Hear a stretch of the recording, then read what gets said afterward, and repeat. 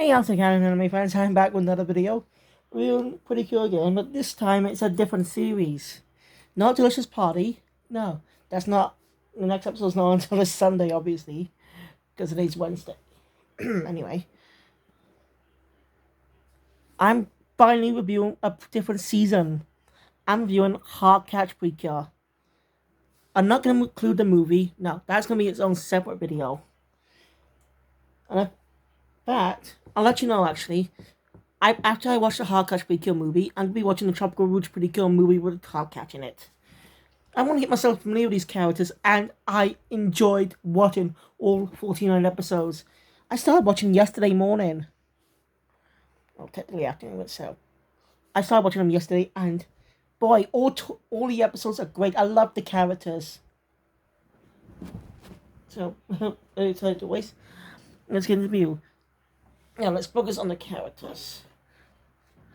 So, the series opens up with a battle between the Pretty Cure of the season, one of the cures of the special cure, fighting the bad guy. This cure is Cure Moonlight. She's fighting someone less dark Pretty Cure. Well, she basically lost the battle. She tells two fairies to find her replacement. She gives her life to stop this dark Pretty Cure.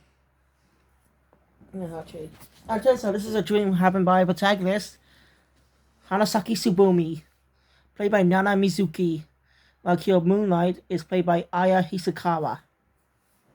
Now, I'll talk about Moonlight a little bit later. Anyway, Tsubumi is a shy, introverted person. She wears glasses a lot, but she wants to change herself. She and her parents moved in with her grandmother. And Tsubumi likes flowers. On her first day of school, she meets Kurumi Erika, played by Fumi Mizuzawa. Erika is a bit of an eccentric personality.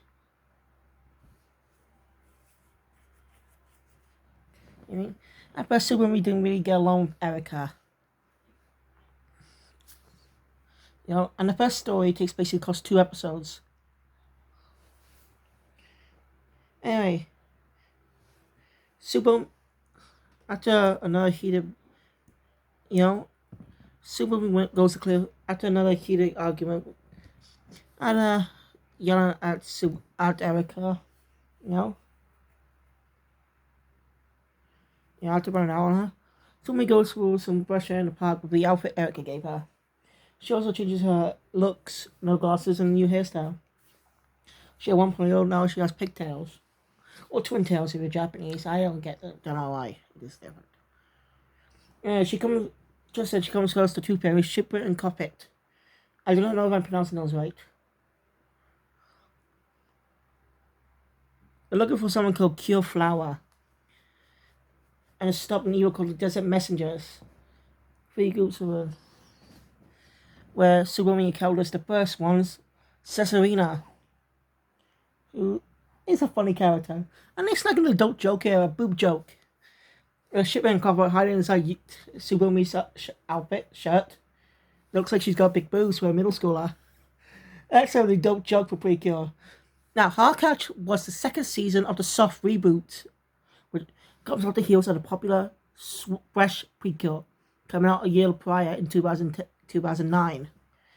Because remember, Precure Precure, Precure Max Up, Precure Precure Special, yes Precure 5, yes Precure 5 Go Go, were all unique. Precure were just its own story. The Precure series with Hanuka, Nagisa, Saki, and Mai. They're duos.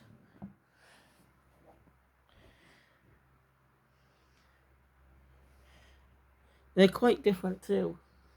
Now, Fresh was supposed to go digital, but it wasn't that different. But Heartcatch's art style is totally familiar for those who watch a different magical anime during the cell days from the early 2000s. There's Ojamaja Do Re Mi. That's the same art style. Mostly done by the same person who worked on that show. And most likely, but hear me out. I discovered something recently when watching this series. That same artist must have worked on a different anime from Toy. Saint Seiya Omega. Don't believe me? Look, compare, like, watch any episode of Heartcatch Precure and any episode of Saint Seiya Omega. All these just compare them. You can see a similarity in the art style. I only noticed this recently thanks to one of the villains. It's also Kumojaki and Kobaja, the two other villains. Tsubumi, you want to protect Erika from being one of her Heartflower will twin, was chosen to become a new Precure, a flower thing Precure named Cure Blossom. I like when the Cures come up with their own names on the spot. You know? Now, obviously, Best Sweet, these season was not officially subbed, so it had to be done by fan sub, Do-Re-Mi fan subs. Obviously. But it's alright. It does make a few mistakes, but that is understandable because it's a fan sub.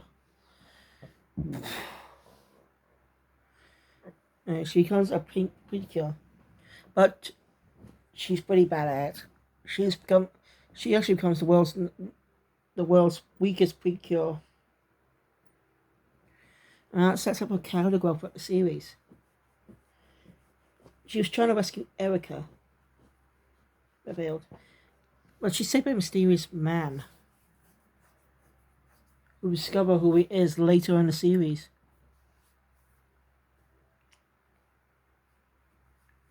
And soon discovers her grandmother was actually a Precure herself once, Cure Flower. So anyway, after getting some confidence from her commentary from her grandpa, Tsubumi, he once again transforms into a Cure and rescues Erika. And by the next episode, Erika joins her as a Precure too, because she's been having the same dreams. She becomes Cure Mary. Now, Erika is as I said, eccentric personality, but she likes fashion. You know? And while she has a fashion club, she wants Tsubumi to join. She did in episode 2, though. And well, we spent our time with these two characters throughout 23 up until episode 23. One of my favorite episodes of this pre-season Cure story is the manga episode where Tsubumi and Erika help a high school a friend of the guy in their class who's misunderstood. People think he's like a delinquent type of guy or something, but no, he just has naturally. He doesn't mean to be scary. He just likes to create manga. You would get a Precure manga. It was comedic. I laughed most of the time on the series, but the manga episode is one of my favorites. So go check out. I can't remember what number it was, but I'm sure you can look it up. So check out that manga episode. It's good. So as I said, we spend our time with them. We assume Q Moonlight's dead, but I'll get to her later as I say. Then we have the third Cure, Cure Sunshine, or should I say Myoden Isuki. She's a unique character. Her first appearance was in the third episode, but she don't appear again until sometime later. And that's when we discovered the truth. People thought she was a boy because she wore a boy's uniform, but no, she's a girl. Well, actually, some people thought she was a boy. It was kind of funny. Now, another YouTuber did a review on this season, but said that hated that girls can't dress manly for some reason. But actually, they give a good explanation of why she doesn't do it. Why she does it, and that she actually wants to be cute, but doesn't takes her time to embrace it. Wants to learn more about herself. She comes to Precure after meeting a new fairy, born from the tree, born from the heart tree. She transforms into Cure Sunshine, and that Precure. She can handle herself in the fight, even when she's not transformed. That's because she does martial arts. Karate, I think, or was it judo? I don't know. Yeah. I say she's a really great character. She wants to look like Cupid's too, but she feels like she couldn't. But after her brother gives her advice, after her brother tells her, she starts and joins the fashion club and wants to learn more about fashion. Isn't she grows as a character? You can really see it in her. And I really like her as a. She's a really fun character. Then there's the fourth cure, Cure Moonlight, who was supposed to be dead. Her real name is Tsukikage Yuri, played by Aya Hisakawa, as I said earlier. Also, Isuki was played by Kuwashima. Was it Kawashima? Kuwashima. So, yeah. And her last first appearance is in episode 1 where we thought she was dead. But she doesn't appear again until episode 8. As Yuri, a friend of Molone, Erica's sister. I was going, she's 17 years old, while the other girls are 14. So, yeah. So, basically, Moonlight is the first high school age Precure, the first. There are a few other high school age Precure, like Cure's macaron and chocolate on Kira Precure. I can't remember anyone else. Let's see.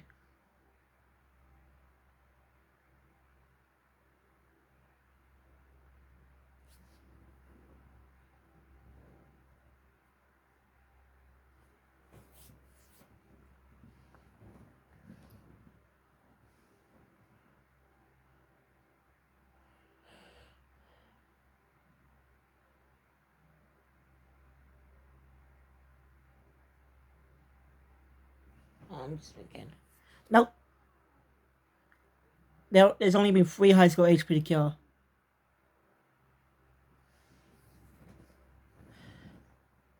The first ever elementary school the first ever elementary school magical girl. I think it goes to Ultra Magical Doremi. Yeah, I think it goes to Ultra Magical Doremi. The magical girl show has been on for like decades now, since the 20th century. But back then it was different to what we know today. It was more like transforming into a kid getting the power to transform into an adult, and so some problems. Also learning some things about herself as well. But that all changed in 1993, or was it 1992's Pretty Guardian Sailor Moon. Well, at least the manga. I can't remember what year the manga came out. That changed how we saw magical girls. Sailor Moon took inspiration from Tokusatsu, like the Super Sentai series, mostly. Tell by its multi-team color. Also took place inspiration from the season at the time. G-Ranger, Toku Sentai G-Ranger. I will get back to Yuri in a sec. I just want to mention about a little bit of information about the magical girl genre. So yeah, I do not know the history of Precure itself, though. If there is a video about it on YouTube in English, obviously, let me know in the comments below, because I don't know. I can't find anything about it. Like, what led to the creation of Precure, and why did they start experimenting by 2007?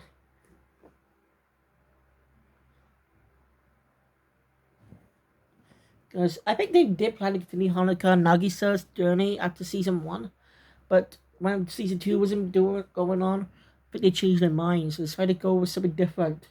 So we know what the Magical series has done before. Each season changes the cast of characters, new characters. But I think Saki and Mai could have been explained as Hanukkah and Nagisa's kids. I think that made much better because they literally look a bit like them. I think I'll go into more detail about that when I actually review that season sometime. I do not know when. Alright. So we'll define what we know about magical girls. Making it, instead of transforming into adult, these girls transform into special pretty outfit wearing superheroes. When they fight a monster type of bad guy with a weak style, like in Tokusatsu, with the show with Sentai and stuff, as every episode has their base and monster of the week, even in Power Rangers and stuff. That style became cool when the Electrical Girls were just done for kids. I'm not sure Sailor Moon was for kids. I don't know. But yeah, but in the 2010, just a year after the season came out, no, yeah, in 2011, we got another Electrical Girl anime that changed everything. I'm talking about Puella Magic Magical Magica. It changed what we saw about magical girls, making it more of a curse than a power. It's dark, and I want to get back to. I'm gonna review that series sometime in the future. It is deserves to be talked about how different it is from the magical girl genre we know. So yeah, since then, magical girl genres has took on trying to, be more like Magical Magica, then going back to the old kid anyway. There's nothing wrong with imitating that idea.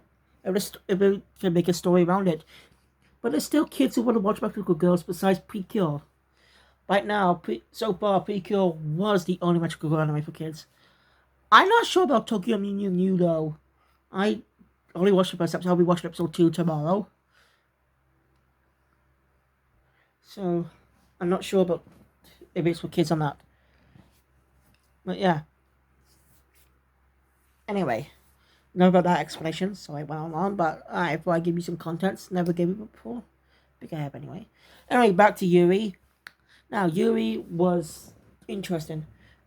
She couldn't become a Precure for a while now. She made a mystery.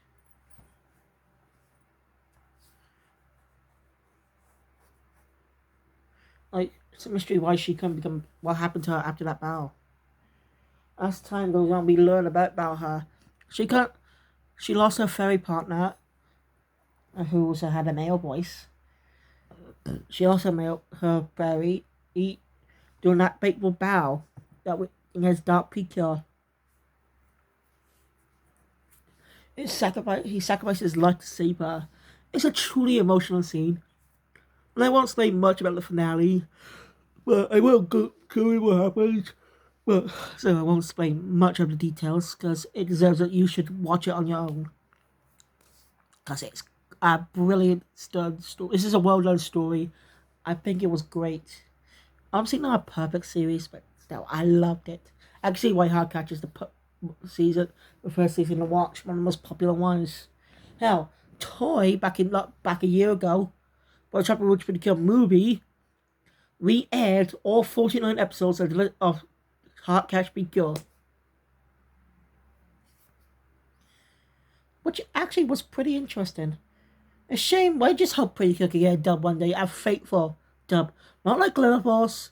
No, a faithful dub. We're in the 21st century now. Yeah. Well, I mean this. We're in the 2020s now, and since 2010s, anime dubs have stopped. We've been having the full uncut experience of anime. No uncensored dubs anywhere. Besides Yu-Gi-Oh! And Pokemon, they're the only ones that count. They don't really count though.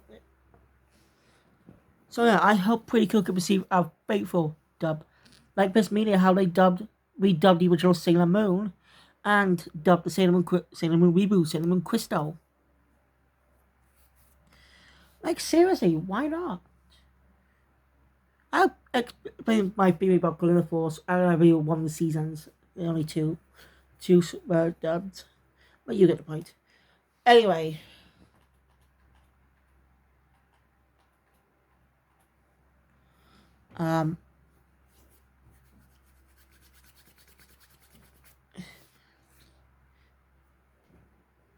Yuri lost her power too.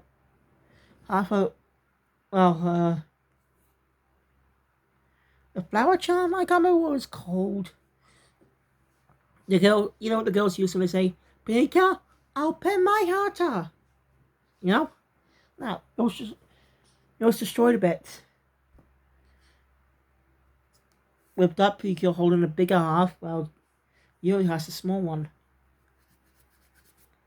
But after 3 episodes 31 and 30 to 33, Yuri learned a bit. Episodes 31 and 32, with brilliant episodes to set up her become Cure Mood again in episode 33 and 34.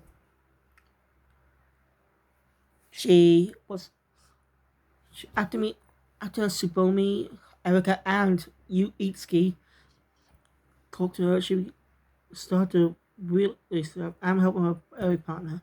She became Cure Moonlight once again. As girls about every desertarians that and save people's heart flowers from watering. There are many great episodes in this season. There are many brilliant stories. I think that have brilliant how they use the feelings of people. It's really great for kids to learn.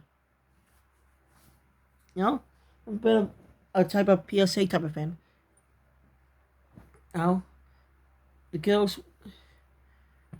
Someone's having a type of problem and they have powers water, causing the bad guys to use them, exploit that.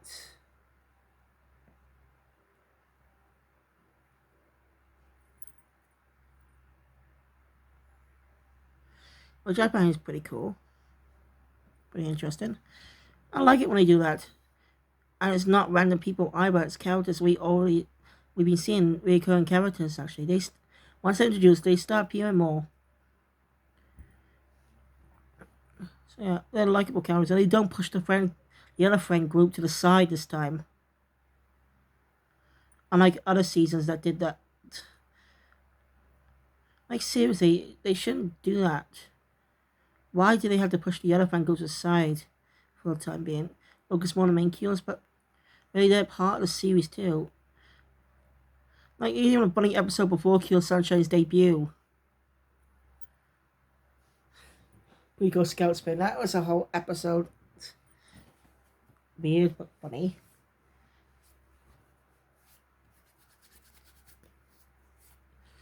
Anyway, one of the bells, Cesarina, the first villain in the first one of the desert managers we meet in the series, bows the kills one last time before they cleanse her heart. Philippines. It's a truly brilliant scene. Well, Kimo Jackie and Cobra Jackie and Cobra Jar want revenge. Even though they have battles there. The next appearance. Now let's talk about the final battle. This whole thing starts in a Christmas episode. I know that's a first. Having a plot point take place to an event episode.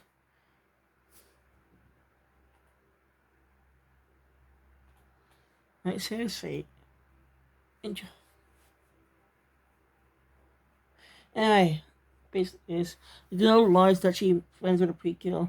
She wanted to meet them. And basically, me and the others want to help her grant her wish. And while they struggle facing one of the desertians, when a miracle happens, Subomi's grandmother becomes Cure Flower again. We see her perform, she's so pretty.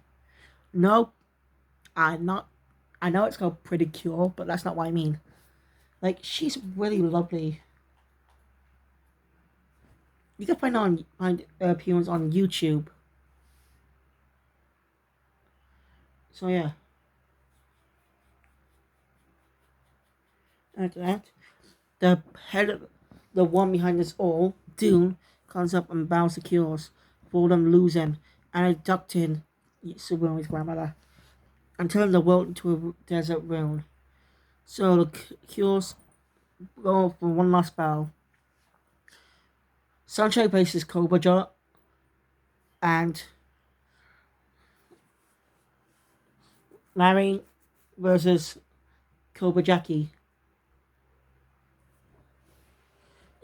Those are brilliant fights. Moonlight faces Dark Precure one final time because every time the Cures bow her, they always lost. How strong she is. So this brilliant bow is the best. We discover something that she's a creation by Professor Sakura, who's revealed to be none other than Yuri's dad, who was mentioned in an old episode that disappeared looking for the heart tree.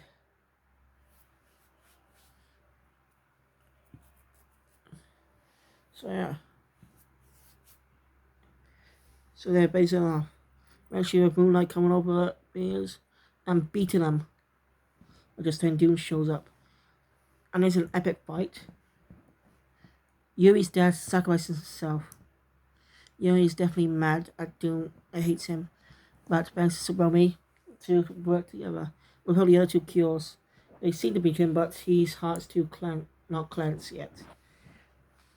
So after struggling for a while, the cures power up to a powerful fusion giant type of thing. I can't remember what it's called. And, well, they won. Saved the world. And some time have passed. Things have changed. Cobra Jackie and Cobra Joe didn't remember anything about their past. Cleansing of all the evil that was in them. Now, we actually see Cobra Jackie at Itsuki's grandpa's martial arts training. It's pretty interesting too. I like that. Showing them become good guys now. And during the previous few episodes, one episode, somebody's mom gets pregnant and has a baby girl who does not make an appearance until the final episode.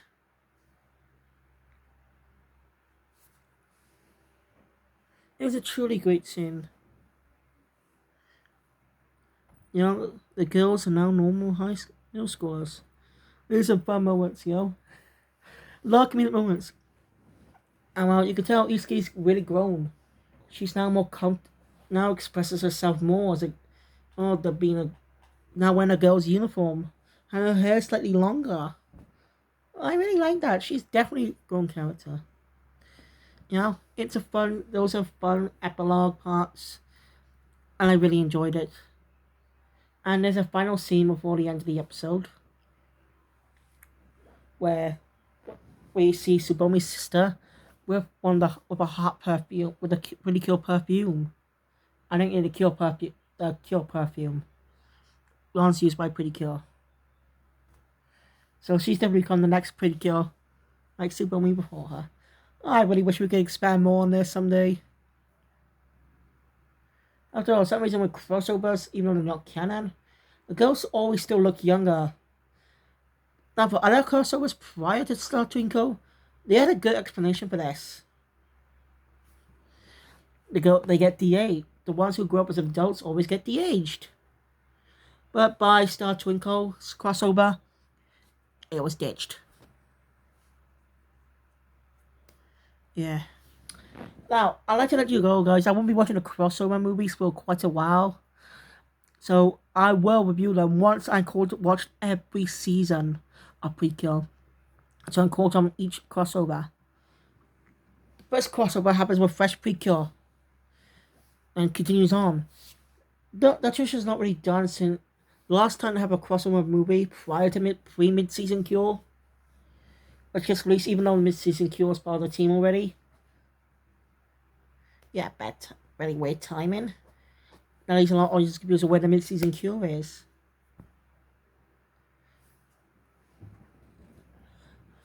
Healing Good Precure was the last one to actually have a crossover with the previous Cures. But also, it wasn't the first to start the crossover movie treatment with the Cures of the season teaming up with the Cures of a different season. It was actually an episode of Hugged Up Precure that did that. They actually had the Cures of that season team up with Hanukkah and Nagisa, Cure Black and Cure White from the original Pretty Cure, with simply their max art suits. Amongst our outfits. And well, 2 seasons.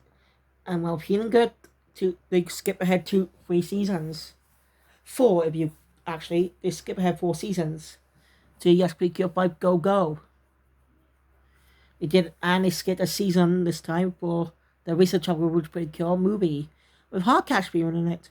Which I'll check out tomorrow after the Heartcatch Precure movie. Yeah, that's all I gotta say on Heartcatch Precure. I gotta say, I really loved it. And I can't wait to check out the movie. And I can't wait to watch more Precure. Now then, comment down below, guys, which season you want me to check out next. Sequel seasons will not count. I'll check out sequel season after I watch the original. So which Precure season do you think I should check out next? So should I go for pre-Heartcatch or post-Heartcatch? Pre-Heartcatch goes from Futariwa to fresh. Post-Heartcatch goes from sweet to healing good. And I think I'm not sure. I think maybe thinking about rewatching Tropical Witch Precure. It has been a while since I last went there, but nah. I think it'll be fun to catch up on the girls anyway. All that. But anyway, thank you guys for watching. If you enjoy my content, hit that thumbs up button. Want to see more? Subscribe to the channel. Click the notification bell. You said it always comes out of the future. I'll be back tomorrow for the Heartcatch Precure movie, the Tokyo Mew Mew Mew, and Double Rouge Precure movie. So thank you. I'll see you guys next time. Kill Phoenix out.